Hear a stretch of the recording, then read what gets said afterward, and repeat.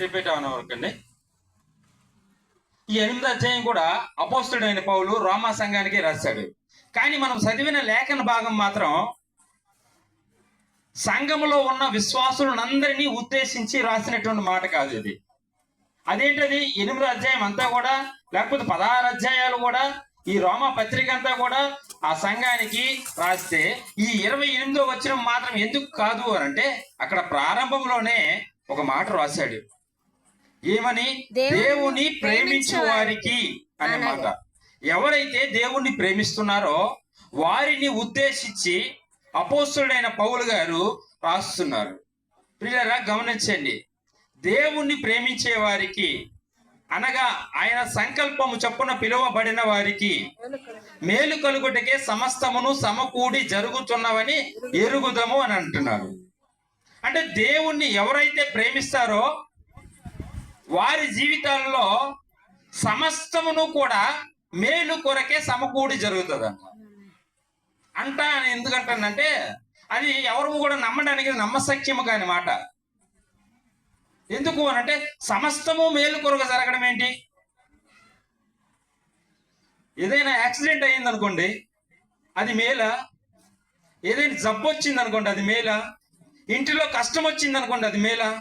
అప్పుల బాధలు వస్తే మేలా? అనారోగ్యం వస్తే మేలా? జరగకూడని ప్రతికూల పరిస్థితులు మనకు ఎదురవుతున్నప్పుడు అవి మేలు అనుకుంటామా అని అంటే, బైబిల్ అంటుంది ఒకవేళ నువ్వు దేవుణ్ణి ప్రేమించగలిగితే, నువ్వు దేవుణ్ణి ఆశ్రయించగలిగినట్లయితే అది నీ జీవితంలో మేలు కొరకే జరుగుతున్నది అంటున్నారు. అరే దేవుణ్ణి ప్రేమించడం అంటే చాలా ఈజీ అని అనుకోవచ్చు మనం. ఎందుకంటే పక్కోళ్ళని ప్రేమించినంత ఈజీ కాదు దేవుణ్ణి ప్రేమించడం. అర్థమవుతుందా? పక్కోళ్ళని, నా భాష అర్థం చేసుకుని దయచేసి, ఇరుగు పొరుగు వారిని ప్రేమించినంత, మన స్నేహితులను ప్రేమించినంత, మనం కావాలి అనుకున్నటువంటి వ్యక్తులను ప్రేమించినంత ఈజీ కాదు దేవుని ప్రేమ. మనం అనుకుంటున్నాం దేవుణ్ణి ప్రేమిస్తున్నాం, వైట్ డ్రెస్ వేస్తున్నాం, చేతిలో బైబిల్ పట్టేసుకుంటున్నాం, ఇంకో చేతి నిండా కానుక పెట్టేసుకుంటున్నాం, దేవుని కొరకు ఏమేమో చేస్తున్నాం, మనం దేవుణ్ణి ప్రేమిస్తున్నాం అనుకుంటున్నామేమో. కానే కాదు. బహుశా ఇవన్నీ కావాలి, అది మాత్రమే దేవుని ప్రేమ కాదు.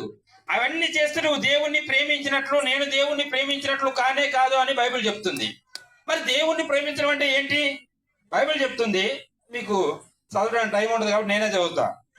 నన్ను ప్రేమించేవారు నా ఆజ్ఞలను గైకొంటారు. ఒకవేళ నువ్వు దేవుని యొక్క సన్నిధిలో లేకపోతే దేవుని యొక్క గ్రంథంలో రాయబడిన ప్రతి ఆజ్ఞ, ప్రతి మాట ఎప్పుడైతే గైకొంటావో, ఎప్పుడైతే పాటిస్తావో, అప్పుడు నీవు, నేను, మనం దేవునిని సంపూర్ణంగా ప్రేమించిన వారు. మనం దేవుణ్ణి సంపూర్ణంగా ప్రేమించిన వారు.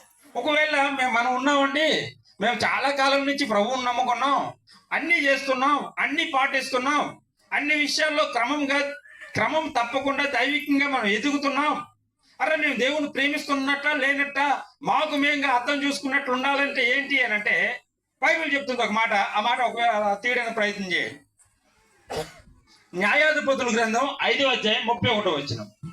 ఒకవేళ నువ్వు కానీ నేను కానీ దేవుని ప్రేమిస్తున్నామా లేదనేది మన అర్థం మనం చూసుకోవడానికి, మన ముఖం మనం చూసుకోవడానికి, మన రిజల్ట్ మనం చూసుకోవాలి అంటే అక్కడ బైబిల్ చెప్తుంది. న్యాయాధిపతుల గ్రంథం 5వ అధ్యాయం 31వ వచనం. యెహోవా నీ శత్రువులందరూ అలాగునే నశించెదరు, ఆయనను ప్రేమించువారు బలముతో ఉదయించు సూర్యుని వలె ఉందురు అని పాడిరి. హల్లెలూయా. ఒకవేళ మనం దేవుణ్ణి ప్రేమిస్తున్నామా లేదా అని మనకి ఎలా తెలుస్తుంది అని అంటే, ఒకవేళ మనం దేవుణ్ణి ప్రేమిస్తాంట, అక్కడ రాయబడింది ఆయనను ప్రేమించేవారు బలముతో ఉదయించు సూర్యుని వలె ఉందరు. మనం దేవుణ్ణి ప్రేమిస్తే మనం ఎలా ఉంటామంట? సూర్యుని వలె ఉంటామంట. సూర్యుని వలె ఉంటాం. మన ముఖంలో అట్టి తేజస్సు కనబడుతుంది, అట్టి వెలుగు కనబడుతుంది మనలో. మనం ప్రకాశవంతమైనటువంటి ఒక నక్షత్రం వలె ఉంటాం. 12 అధ్యాయంలో రాయబడి ఉంటది కదా దానియేలు గ్రంథంలో, మనం బుద్ధిమంతులమైతే ఆకాశ మండలంలో నక్షత్రముల వలె వారిమై ఉంటాము అనే మాట. అలా ఉంటాం మనం. ప్రకాశమానమైనటువంటి వెలుగు కలిగి ఉంటది.